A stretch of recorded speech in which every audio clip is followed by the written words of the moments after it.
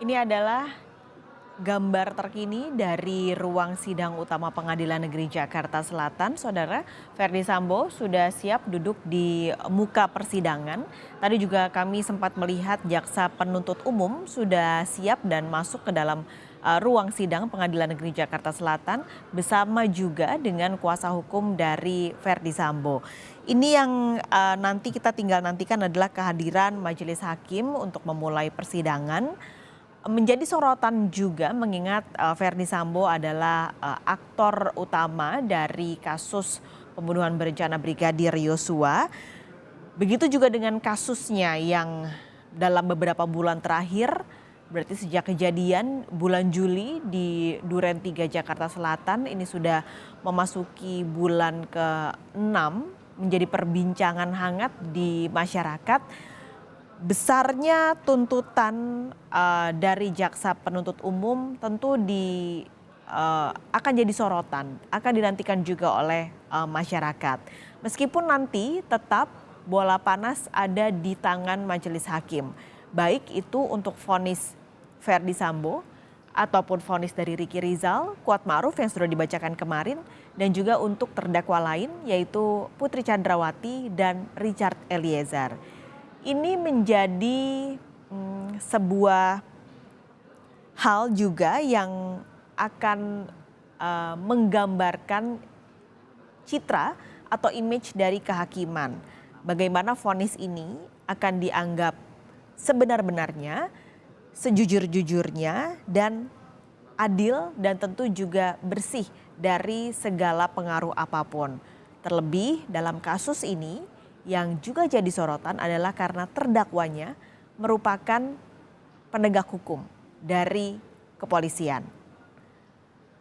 Masih kita nantikan, saudara, majelis hakim yang akan membuka persidangan hari ini. Kemarin memang kalau sidang dari maksud kami sidang dari Ricky Rizal dan juga Kuat Ma'ruf dimulai pada pukul 10.30. Agak lebih mundur dibanding dengan sidang-sidang sebelumnya ketika pembacaan saksi ataupun ketika ahli meringankan dihadirkan. Biasanya sidang pada pukul 10 dimulai. Tapi kemarin jaksa penuntut umum ini sempat meminta kepada majelis hakim untuk memajukan atau memundurkan jam dimulainya sidang pada pukul 10.30 waktu Indonesia Barat. Nah sekarang tapi sudah pukul 10.38, saudara, sidang juga masih belum dibuka oleh majelis hakim.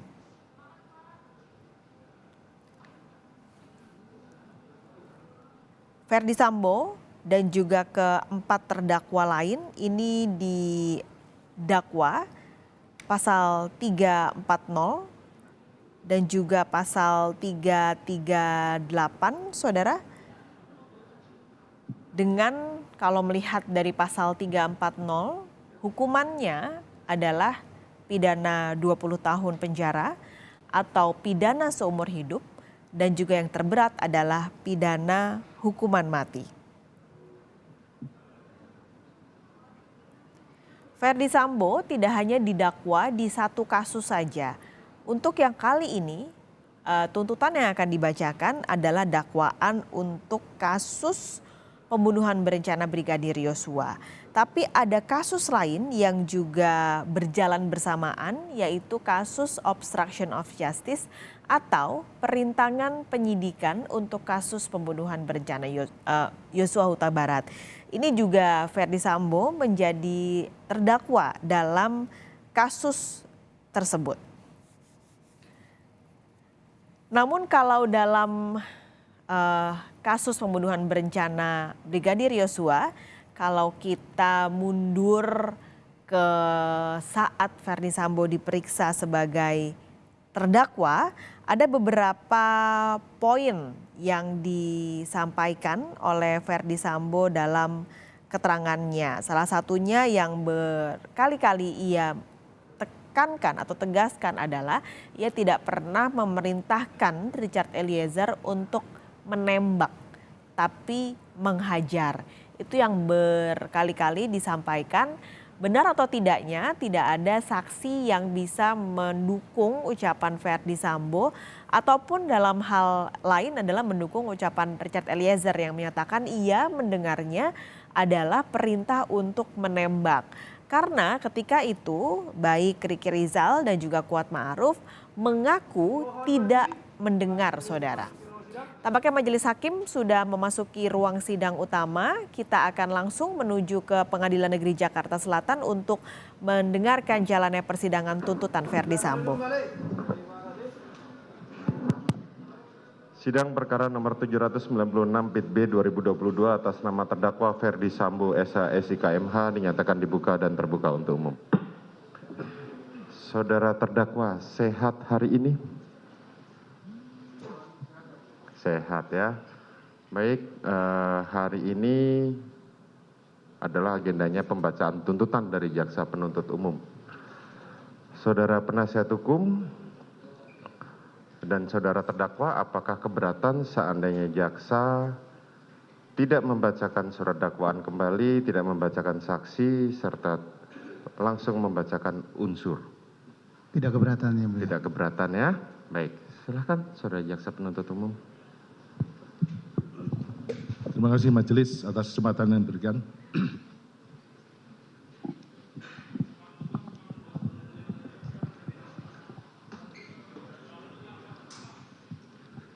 Kejaksaan Negeri Jakarta Selatan demi keadilan dan kebenaran berdasarkan ketuhanan yang Maha Esa. Surat tuntutan dalam perkara tindak pidana umum atas nama terdakwa Verdi Sambo SH MH nomor register perkara nomor PDM 242-JKTSL-10-2022. Majelis hakim yang terhormat, saudara penasihat hukum yang terhormat, dan pengunjung sidang yang kami hormati.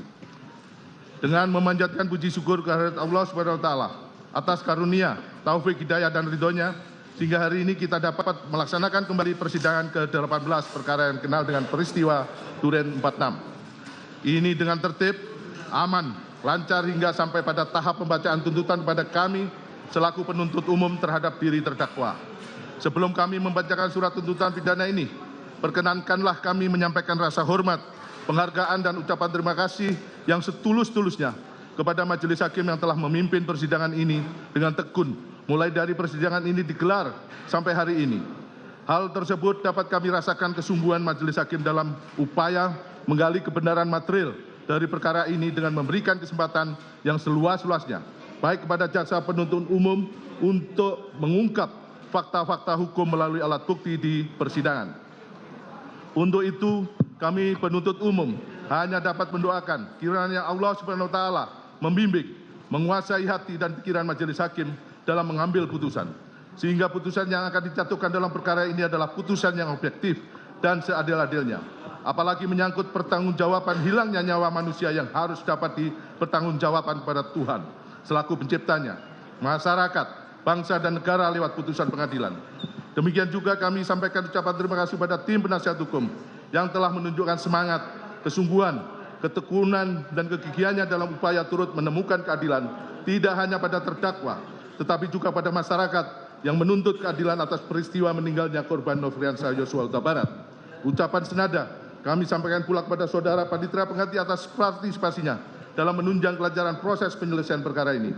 Adalah suatu kenyataan bahwa di depan persidangan ini terjadi perbedaan persepsi dan argumentasi antara jaksa penuntut umum dengan tim penasihat hukum adalah sebuah dinamika persidangan sebagai manifestasi tugas dan tanggung jawab masing-masing dalam menggali dan menemukan mutiara-mutiara kebenaran dan keadilan yang didambakan oleh seluruh rakyat Indonesia yang harus ditegakkan melalui peradilan ini.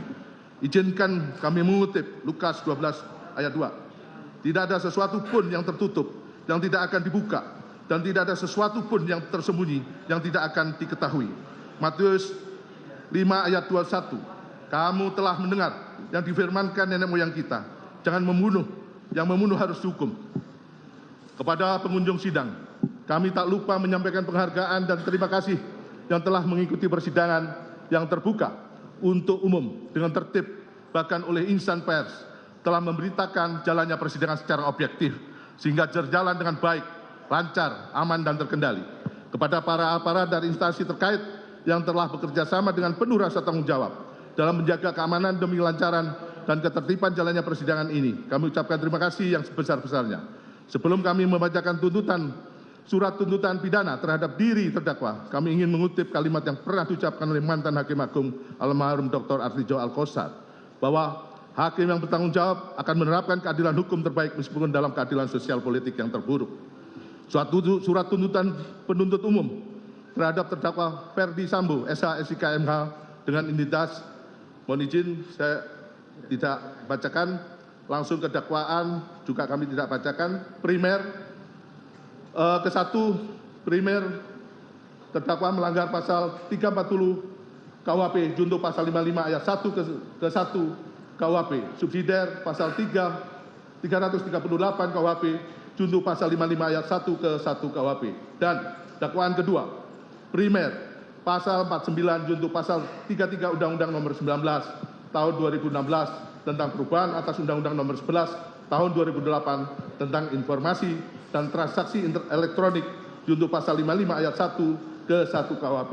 Subsidiar pasal 48 ayat 1 junto pasal 32 ayat 1 Undang-Undang Nomor 19 Tahun 2016 tentang perubahan atas Undang-Undang Nomor 11 Tahun 2008 tentang informasi dan transaksi elektronik junto pasal 55 ayat 1 ke 1 KUHP.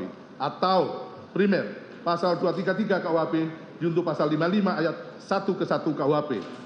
Subsidiar pasal 221 ayat 1 KUHP junto pasal 55 ayat 1 ke 1 KUHP. Selanjutnya, untuk transaksi kami anggap sesuai dengan kesepakatan tidak perlu kami bacakan, langsung ke analisa yuridis.